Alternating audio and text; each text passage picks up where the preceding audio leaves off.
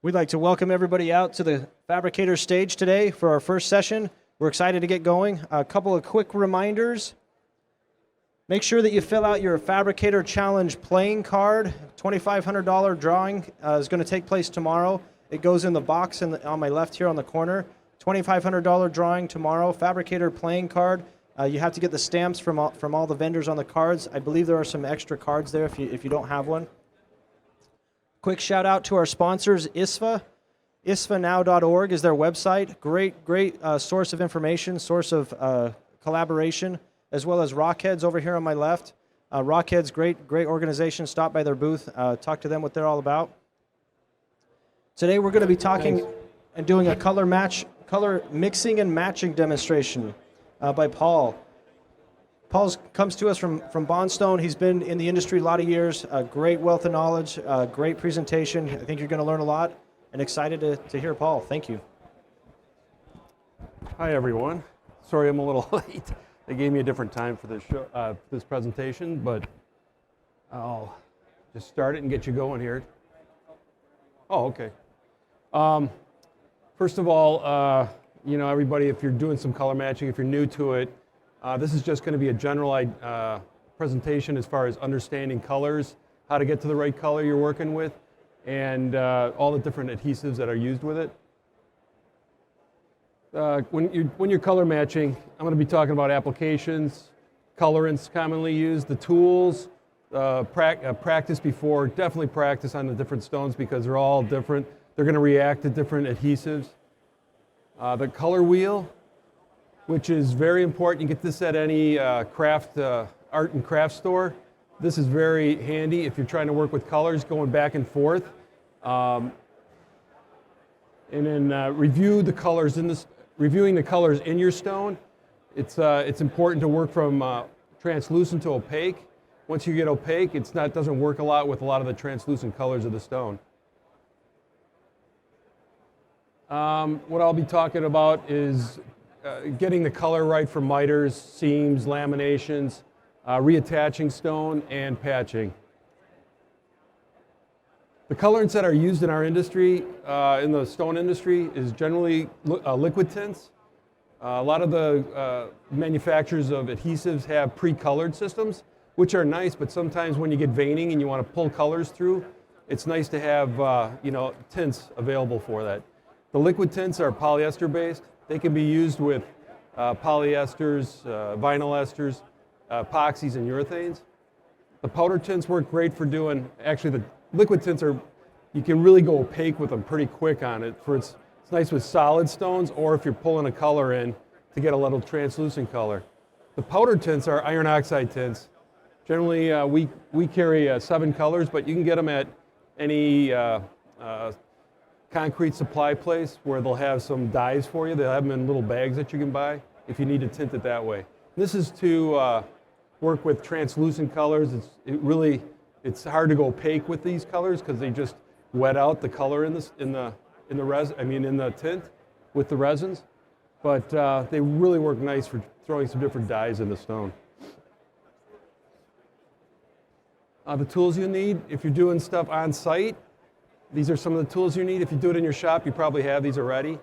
But you need the tints, the sticks, mixing sticks, cups for the flowing. And then when you're working with knife grade products, anything like gel consistency, you can put it on any really hard plastic sheet. When you work with cardboards, the resin soaks into it, and you're going to lose some of the ratio. And if you're definitely using polyester, some of the hardeners will soak into the cardboard. Razor blades, gloves, microfiber. Those work great if you don't have acetone or denatured alcohol at the job site. You can. Where is my microfiber? Your bag's right there. Oh. Just get a microfiber and you can clean out a lot of the dust in the hole. This will get majority of it out for you. Acetone and denatured alcohol work great for cleaning out your substrate, your crack area, or your patch area. Generally, when you're working with urethanes, you want to use denatured alcohol. Acetone, if you're flooding the surface or if it sucks into the hole, it's going to break down your urethane a little bit. So you want to use denatured alcohol when you're working with urethanes. Clear plastic is, you can get some acetate or any clear plastic.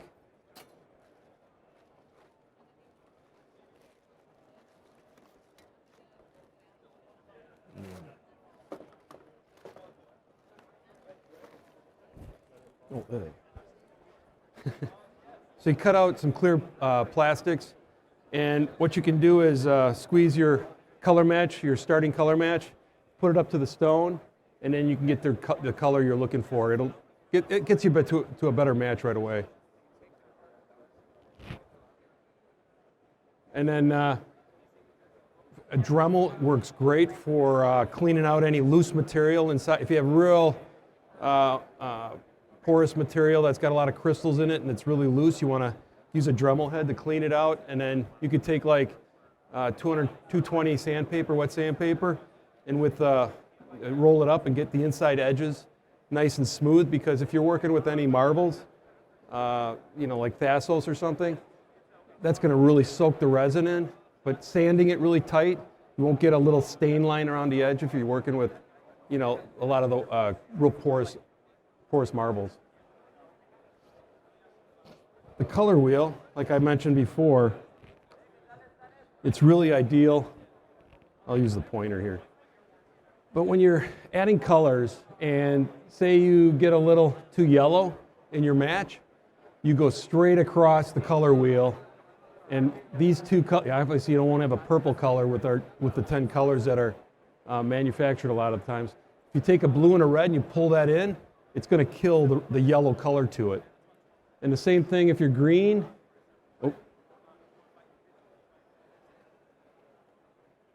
If you're green and you're a little bit too green, just take a little bit of red and pull it in, even just a tiny bit with like a toothpick, and it's going to kill the green color. And if you have to lighten up, just add a little bit of white to it. This just works, I still use this in the lab all the time when I'm doing custom color matching, just because it's a quick reference to go back and forth. So if you're working on any colors and you have trouble getting back and forth before it gets really muddy, the color wheel works great. So you can get these at any art and craft store. Working with colors, I know a lot of the contractors I've talked to, believe it or not, they're doing great work, but a couple of them are colorblind. So what they'll do is they'll get a base color from somebody in the shop and take it to the field, and then they can work with the tones, adding black and yellow. They're great with shades, because I don't know what happens when you lose when you're colorblind, but really good. You have shades, so you can work with the lights and the darks very well.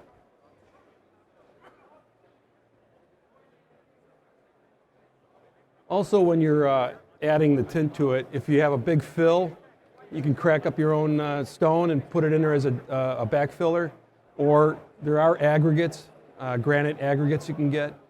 We carry like 7 different aggregates, mixed aggregates that you can add in with it. Sometimes when you're working with flame granite or the chiseled edge granite, you can just use some of the clear resins and add in like a 1-to-1 ratio, and then add in the aggregate as it is. So you don't even have to color it. It gets a really nice match in there, and then you can sand it and carve it with any kind of tool you have, diamond tool.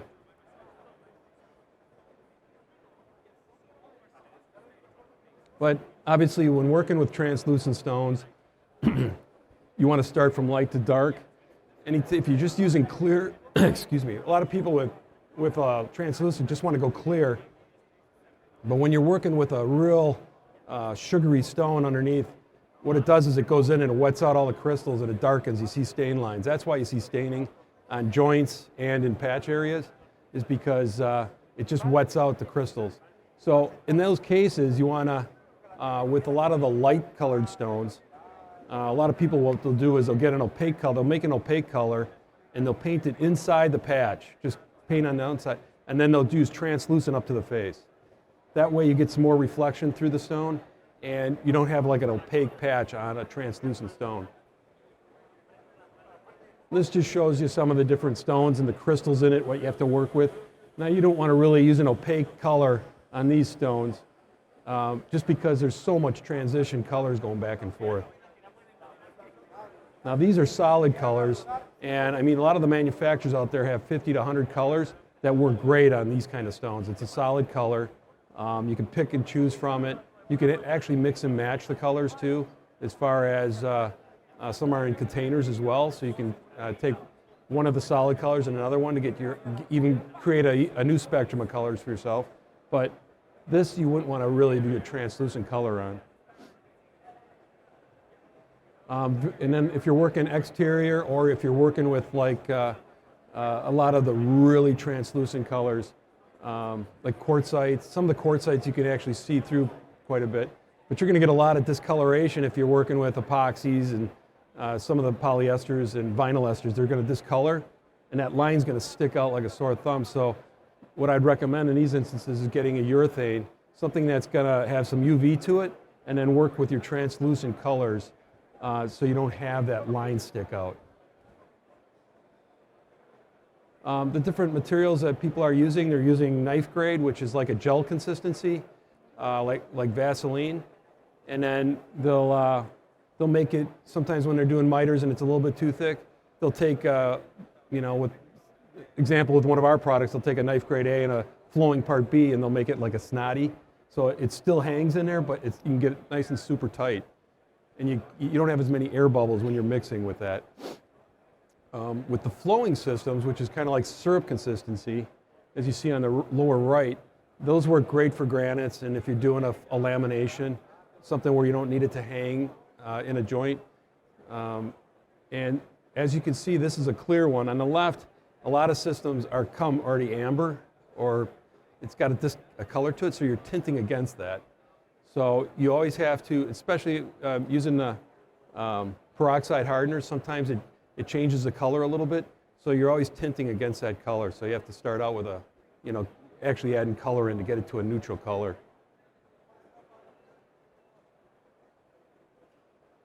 So when you're adding tint, always find the undertone color, as in, say,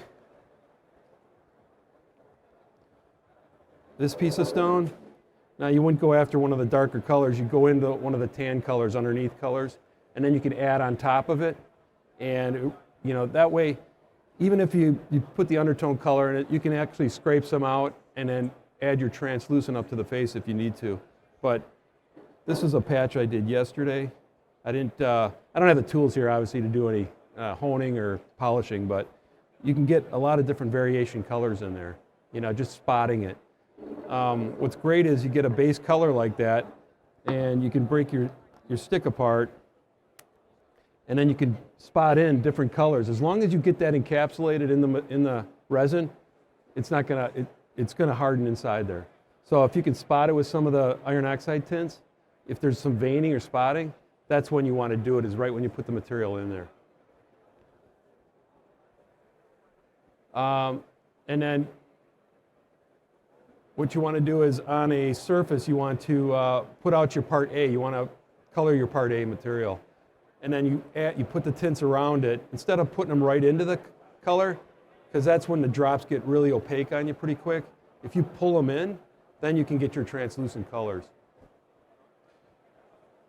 And then you always add the A, and then gradually add your colors in. All right, what I'm going to do is just show you like a typical, some of our material, and then adding colors to it.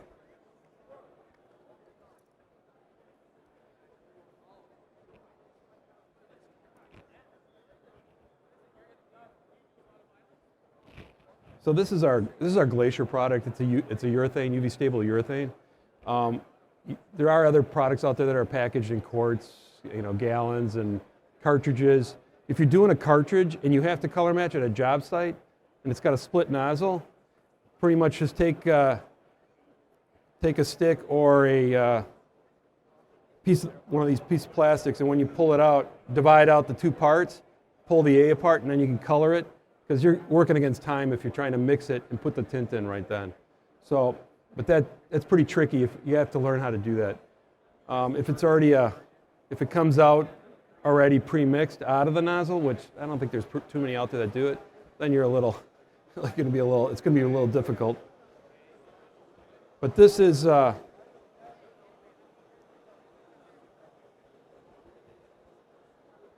Part A glacier. So what I'm going to do is just throw some tints around this and show you.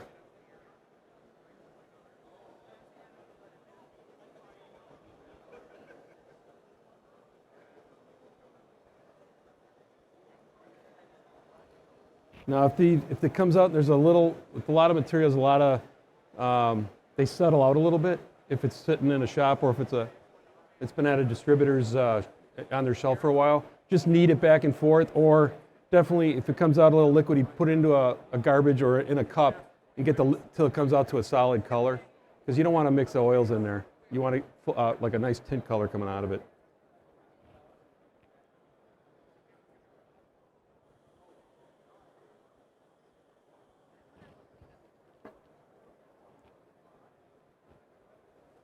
And the beauty of this is, if you're doing patching, you can always pull the patch out. You can carve it out, take a Dremel head, a diamond Dremel head, and cut it back out just a 16th inch or 1/8 inch below the surface, and go right over the top of it. It'll bond to it itself. If you're doing a miter and your color's off, you can actually take a rag, just a miter cloth, and pull back your miter just so it goes underneath the edge, and then you can color match just the edge of it. A lot of times when I'm doing repairs, and somebody put an epoxy on a marble and it was outside or hit some yellow, I'll have to come to the job site and do a straight edge, and you take a diamond tip Dremel and you can run it across and just cut it back about an 1/8 inch into the joint, and then put in a UV stable system. There's a lot on the market right now that you can, right on the edge, the last 1/8 inch, it works great. And then you could tool it and sand it right at the job site if need be for a restoration job. But it's just you gotta know the products you're using and what happens to them. You may have, in my other presentation I talk about when you're cleaning up your patch area or your edge. If you douse your rag in acetone and you're cleaning up the surface, if it's not a clean rag, or if you're going into like a urethane, you can soften it up, and it's going to pull some material into it, and that's where you get that staining and darkening of your line. Sometimes is when you're flooding the surface with acetone.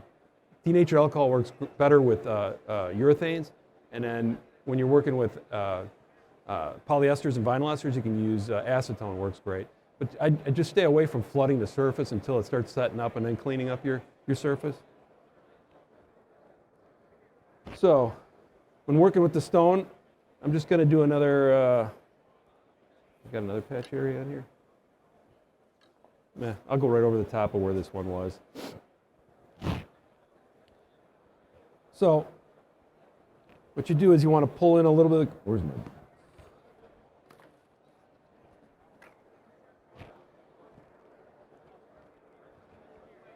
generally these are the 10 colors on the market. A lot of the manufacturers have. If you're doing coloring, I would stay away from, when you're working with any of the materials I talked about, you want to stay away from a water-based tint, going to get that at our art store, or some of the solvent-based tints, because what the solvent is going to do, it's going to break your product down, and your mix ratio is going to be a little off. In the past, there were some guys that are making epoxy colorants, so it has some epoxy into the tint. I haven't seen too much of those these days, but polyester tints work great on most of the systems out there that can be used universally. Anybody have any quick questions while I'm doing this?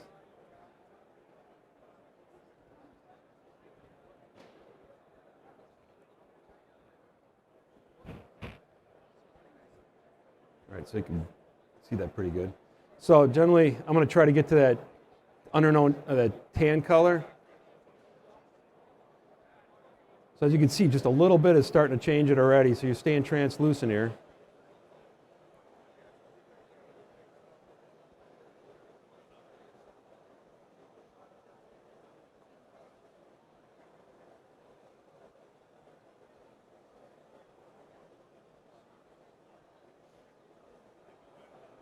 No, in a lot of instances, that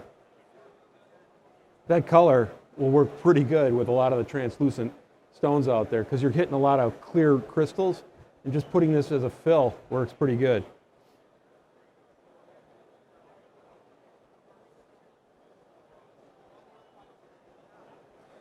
As I didn't mention before, but you want to tint the part A separately out here. You can pull from your mix and make your mix batches, 1-to-1, or if it's a 2-to-1 system, that's where you can start mixing it in.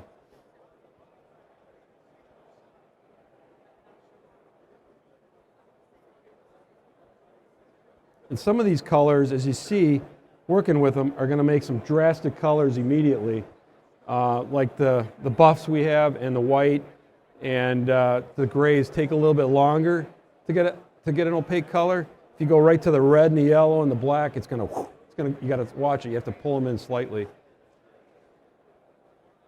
So as you can see, just a little bit of tint, and then generally what a lot of times you want to do is just pull it over and see what it is, what your translucent level is. And then just gradually match it up. See, that's still a little too light. So, and I'm going to put a little yellow and brown in here.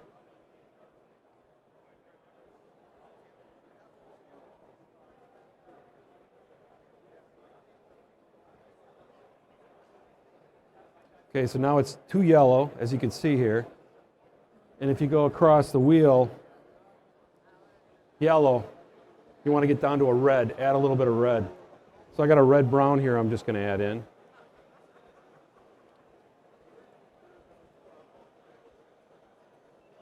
And I'll do half of this just to show you how you go back.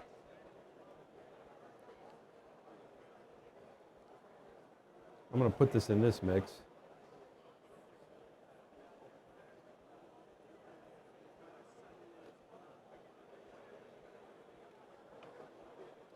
So since this is all part A, you can just mix these two together if you have to.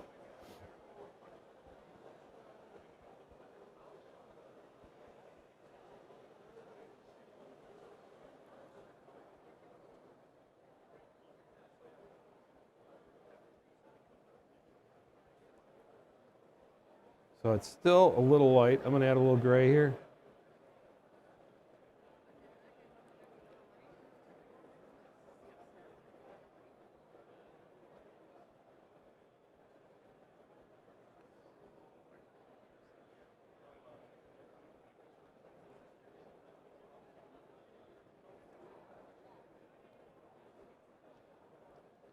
So now I'm starting to get a little closer to the color, as you can see here. It's a little tough. Just light color.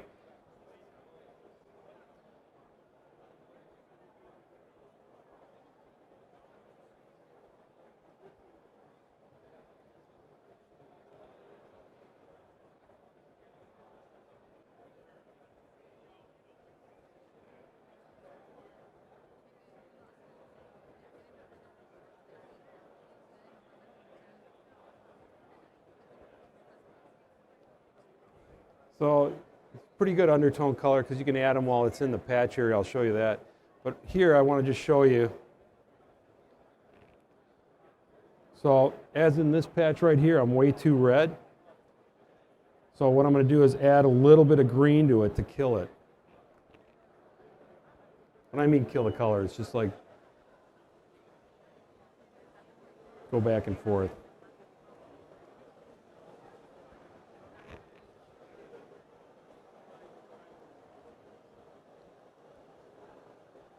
If there's too much tint, just wipe off your stick. There's still enough on there to get a, like I just showed you there.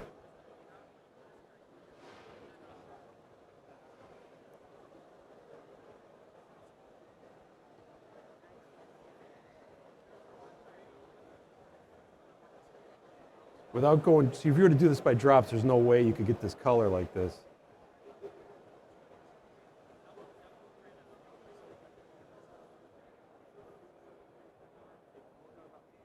Five minutes? Okay.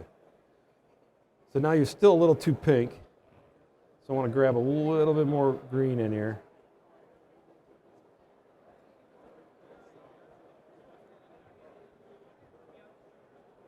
And another thing too is if you're too opaque in color, just take some more of your Part A and and add that color into it. It'll make it translucent again.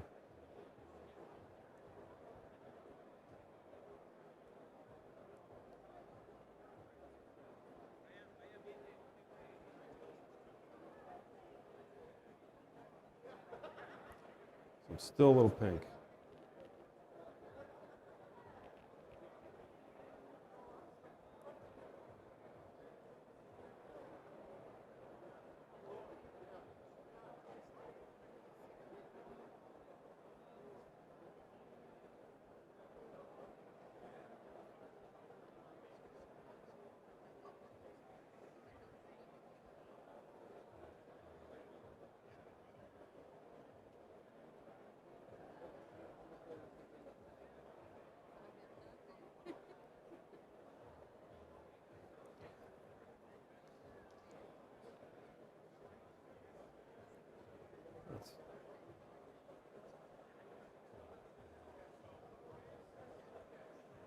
I got to get a little bit darker here. I'm getting a lot of change from these lights here, so.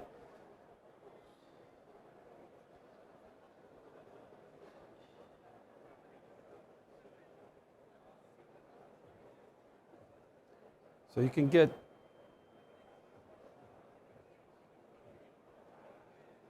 as you see, I'm doing this on the side, so when I pull it in and get some more tint, I can gradually get a little color to it. But I had to go a little bit more darker here because I'm getting a lot of different shades from this light here. So that's getting pretty good for a shade to put in there. So what you do is you take this color, and if you're working in a larger mass, it's easier to do it. If you're doing like a full kitchen that's got a lot of repairs you have to do on it, or if it's in your shop and you do a lot of laminations, it's easier to work in a larger mass. It's a little tougher to do on a smaller scale here like this. But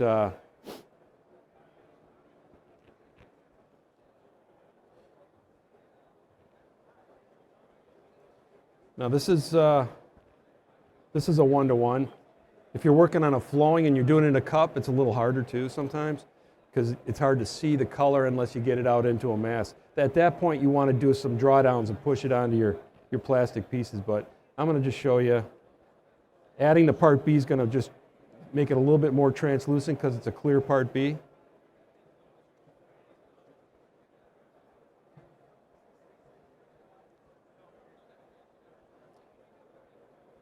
And especially when you're working with fast setting systems, you don't want to overmix them because you're not going to have enough time to put them into the patch or in your miter.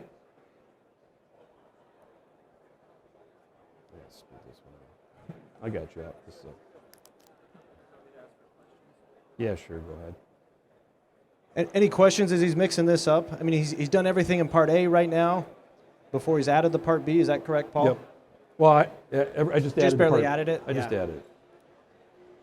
So, and maybe explain when you're using the powders and when you're using the liquids. Yeah, like I said, it's nice to use the liquid for doing your base patch for it.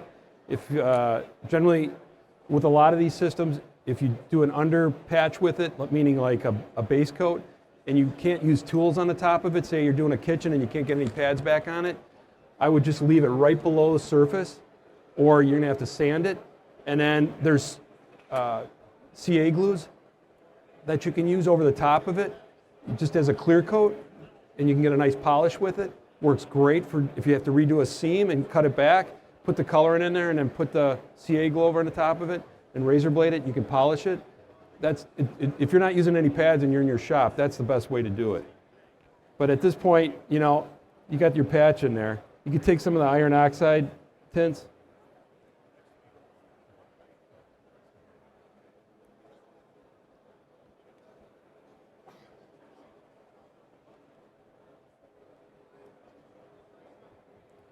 And just spot some colors in here.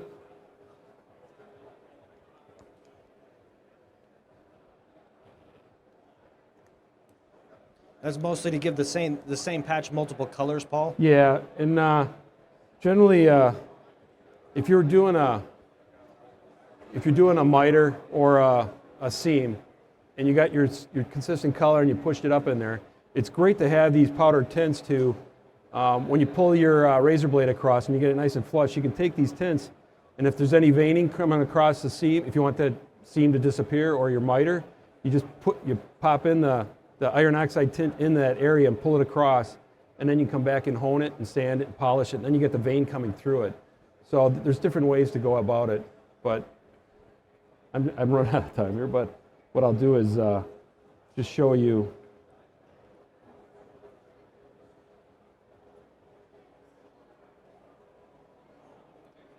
That just spotting the different areas in here will give it, what happens is if you just use an opaque color, your eye's drawn to that, especially around the edges. So you want to be able to pull some color through it. So say if a homeowner comes up and you did a patch on it, they're not going to see that. It's going to disappear on them because they're pretty particular. If they see it ahead of time, they're going to see it all the time. If you accidentally chipped a little piece and you can fix it, they're never going to see it. It's just going to be the way it is. But that's generally the general way to get your color matches, but I highly recommend just playing around with the color wheel because it can get you out of some trouble if you make mixes up and you're just like, a lot of times too, I have to carve the whole thing back out. So just a general ideas here because color matching is a full hour to 2 hour class. So you can go through a lot of different things. But I just wanted to give you a general idea of how to get back and forth with colors if you're doing some color matching, and how to treat an edge if you have to pull some colors through the mitered edge. So any questions, any takeaways? I thought the color wheel was awesome, that concept. I thought the clear plastic was a great idea to sandwich that color in there and put it next to the stone. What a great idea. Any other questions, takeaways? Go ahead. Is it better to make it opaque and then make it lighter? If you're working with the solid colors, yeah. But if you're trying to go down and get some reflection out of the crystals, you're trapping the. You can always make it lighter, but if it's clear, if you want to stay in that clear, translucent look, I always say too is if you're, like I think I said that before, is when you're working with a lot of the white, solid white colors, that's a tough one to match. So what a lot of guys will do is they'll actually make up a lighter a color of the stone, and they'll paint it a solid color, opaque color underneath it, and then they'll start working and they'll pull some more material, clear material into their mix, and start working their way up to the surface. That way you can see a little bit of light reflection in the surface versus a solid. When you look at an angle, you see a solid color and you can't see any reflection through the stone. But as a general rule of thumb, would you say that smaller color amounts or pigment amounts gradually mixed in are a little bit better, or just so you don't go, because you said don't do the drops. Yeah, the drops are pretty tough. I mean, right. We do custom color matching all the time, and just a little bit of tint. If you're doing, I mean, if you're doing a large mass, you can do it sometimes by drops, but if you're doing a little patch area, you want to pull the material in because it's going to go, you're just going to go back and forth and make it all muddy, and you're working against yourself. Perfect. Thank you. Any last questions before we get on to our next presentation? Next up, we're going to have a stone identification. Yeah, let's give a round of applause for Paul. Thank you. Thank you. Yeah. Thank you, Paul.